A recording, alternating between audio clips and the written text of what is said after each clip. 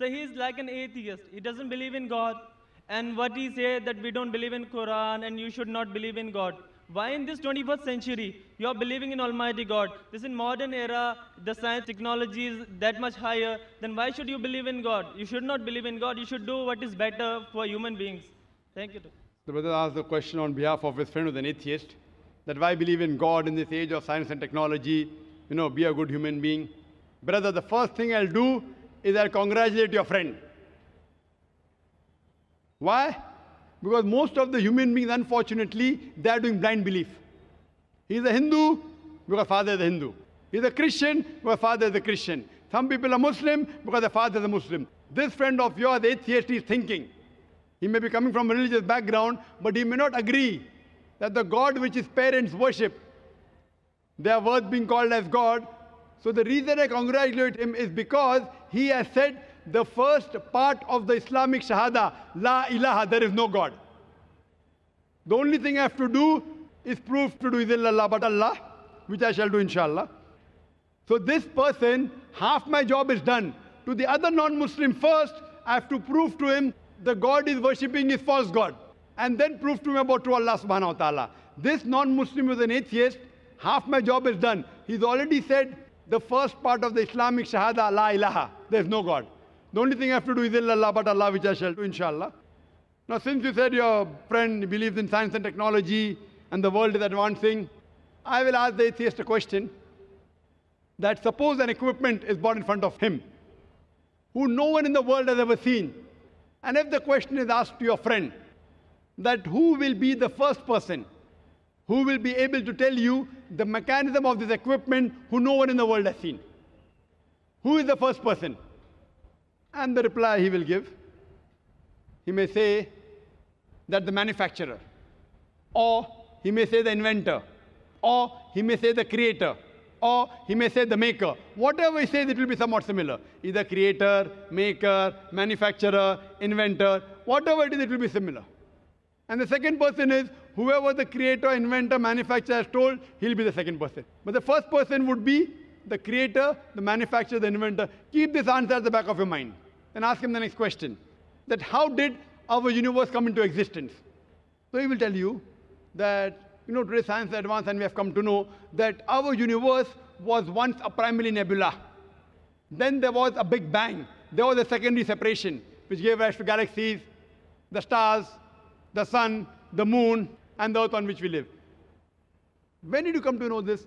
So he will tell you, it was in 1973 when a group of scientists, they described the Big Bang and the creation of the universe. So you tell him what you came to know hardly about 35, 36 years back is already mentioned in the Quran 1400 years ago in Surah Anbiya, chapter number 21, verse number 30, where he says, Avalam yaral lazina kafuru. Do not the unbelievers see anna samawati wal arda kan zaratkan saknahuma, that the heaven and the earth were joined together and we clove them asunder. Who could have mentioned this in the Quran 1400 years ago?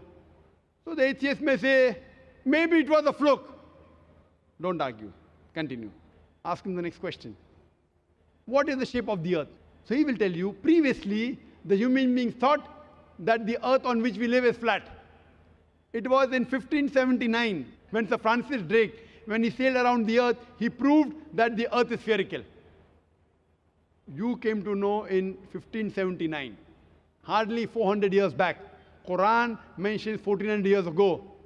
It's mentioned in the Quran in Surah Naziyat, chapter number 79, verse number 30. Wal arda ba'da zalika dahaha. And thereafter, we have made the earth egg-shaped. Dahaha, one of its meanings is an expanse, and the earth is an expanse. The other meaning is derived from the Arabic word duya, which means an egg. And it does not refer to a normal egg. And we know today that the world is not completely round like a ball. It is flattened from the pole. It is geospherical in shape. And the Arabic word dahaha doesn't refer to a normal egg. It specifically refers to the egg of an ostrich. And if you analyze the shape of an egg of an ostrich, that too is geospherical in shape. Imagine, the Quran speaks about the geospherical shape of the earth 1400 years ago. You ask your friend, who could have mentioned this in the Quran? He will say, oh, maybe your Prophet Muhammad, peace be upon him, he was an intelligent man. Don't argue, continue. You ask him, that the light of the moon, is it its own light or reflected light? So he will tell you that previously we human beings thought that the light of the moon is its own light. Recently in science, 100 years back, 200 years back, 300 years back, we came to know that the light of the moon is not its own light, it's a reflected light. What you came to know recently is mentioned in the Quran 1400 years ago in Surah Furqan, chapter number 25, verse number 61. The Quran says the light of the sun is its own light, and the light of the moon is described as munir or nur, meaning borrowed light or reflection of light. So who could have mentioned that the light of the moon is not its own light but reflected light 14 years ago? He may give a pause and say, okay, maybe your prophet was very, very intelligent. Don't argue. Continue. I learned in school that the sun, though it revolved in the solar system, in the galaxy, it did not rotate about its own axis. Is that what is mentioned in the Quran? No, that is what I learned in school. We were in 1982.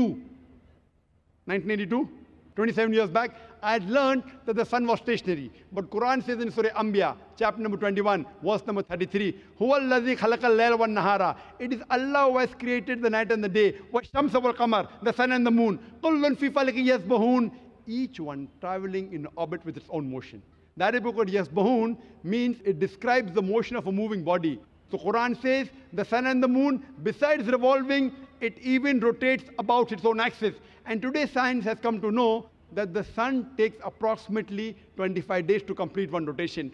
Who could have mentioned this in the Quran 1400 years back, which we came to know recently, hardly 20 years back, 30 years back? He'll give a pause. Don't wait for the answer. You can continue.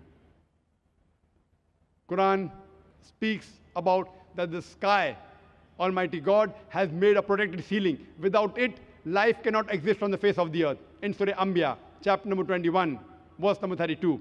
Quran speaks about water cycle in several places in the Quran. In Surah Az-Zumur, chapter 39, verse number 21. In Surah Rum, chapter number 30, verse 24. In Surah Hijr, chapter 15, verse 22. In Surah Mu'minun, chapter 23, verse number 18. In Surah Nur, chapter number 24, verse number 40. In Surah Araf, chapter number 7, verse 57. Several places, the Quran speaks about the water cycle in great detail. Who could have mentioned this 14 years back? He'll give a pause. Don't argue. Keep on continuing. Quran speaks about biology, that we have created every living thing from water.